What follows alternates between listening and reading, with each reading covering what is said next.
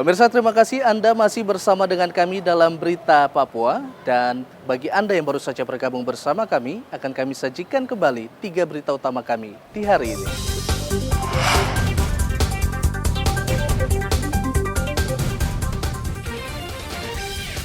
Dua kelompok warga bentrok di Merauke, seorang warga terluka.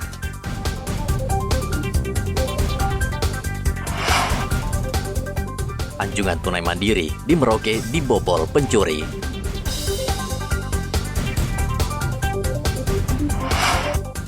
Mabuk dan blokade jalan raya, seorang pemuda di Mimika diringkus polisi.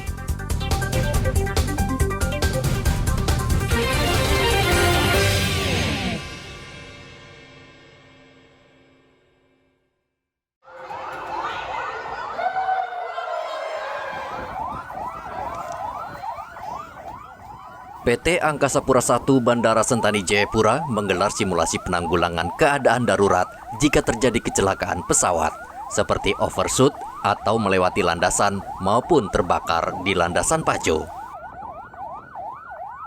Dalam simulasi, sebuah pesawat komersil jenis Boeing 737 seri 300 dengan rute Sentani Wamena posisi sedang persiapan lepas landas. Tiba-tiba pesawat mengalami kerusakan roda sehingga pilot memutuskan gagal terbang. Namun tidak berapa lama pesawat terbakar di landasan pacu. Pelatihan ini untuk melatih uji kesiapan dari seluruh personel bandara, baik dari internal maupun stakeholder eksternal.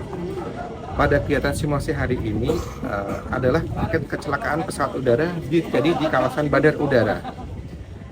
Pelatihan ini melatih terkait dari fungsi komunikasi, koordinasi, dan komando antar unit. Selain itu, mendukung terkait peningkatan dari aspek keamanan dan keselamatan penerbangan. Pelatihan ini melibatkan seluruh stakeholder, baik dari sisi Airnav, Kantor Kesehatan Pelabuhan Kelas 2 Bandara Sentani, Rumah Sakit Nyuwari, Rumah Sakit TNI Lanut Papare, Puskesmas Sentani, Basarnas, dan pihak dari PMI. Pelatihan ini melibatkan dari seluruh sektor, baik dari Airnav, Basarnas, Rumah Sakit Nyuwari, TNI Polri, PMI, sekaligus dari beberapa rumah sakit di sekitar bandara. Kami mengucapkan terima kasih kepada seluruh stakeholder yang terlibat dalam pelatihan modular SSRS. Simulasi kecelakaan pesawat ini penting sehingga setiap tahun dilaksanakan untuk memastikan sarana dan prasarana yang ada di Bandara Sentani saat menghadapi kondisi darurat. Hendra melaporkan dari Kabupaten Jayapura, Papua.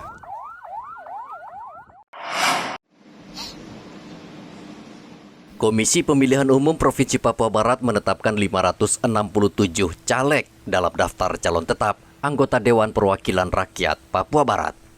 Penetapan DPC dibacakan Ketua KPU Papua Barat, Paskali Semunya, di kantor KPU di Manokwari. Semua caleg yang akan bertarung meliputi 358 laki-laki dan 202 perempuan. Mereka diusung 18 partai yang tersebar di 5 daerah pemilihan di Provinsi Papua Barat. KPU juga mengumumkan nama caleg dari Partai Umat yang belum menyerahkan berkas SK pensiun dari PNS karena dalam kondisi kurang sehat. KPU Papua Barat memberikan batas waktu 1 minggu melengkapi berkas itu. Jika tidak bisa memenuhi tenggat waktu, maka caleg itu dinyatakan mengundurkan diri. Kepada yang sudah tidak ikuti, hari ini adalah rapat terbuka penetapan daftar calon tetap ini semuanya anggota Dewan Perwakilan Rakyat Papua Barat dalam pemilu tahun sebanyak 597 calon sudah ditetapkan syarat, itu ada 1 calon Partai Umat atas nama Yohanes Nurbaset, ada Dapil 1 Papua Barat yang dalam pemilu mereka dikenakan. Setelah penetapan DCT, dalam waktu dekat KPU akan mulai mencetak surat suara. Edi melaporkan dari Manokwari, Papua Barat.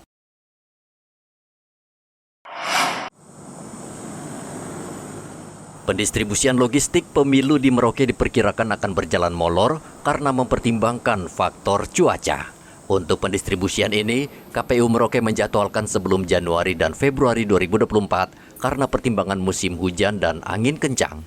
KPU akan mengutamakan kawasan terjauh dan terluar seperti di kawasan Pulau Kimam, Iluayap, dan Tabonji. Terkait dengan tahapan, tetapi paling tidak di bulan Januari, akhir Januari pastinya sudah dilakukan proses pendistribusian.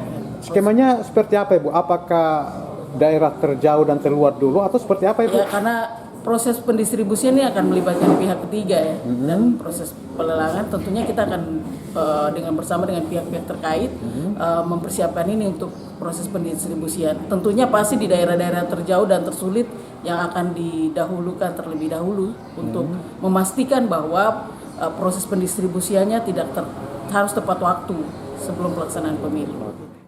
Kawasan Merauke merupakan tantangan terbesar KPU untuk melaksanakan tahapan pemilu karena sebagian besar terdiri dari laut dan rawa hingga pedalaman.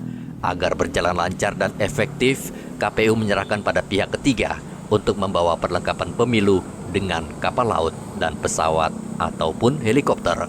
Muhammad Ridwan melaporkan dari Merauke, Papua Selatan.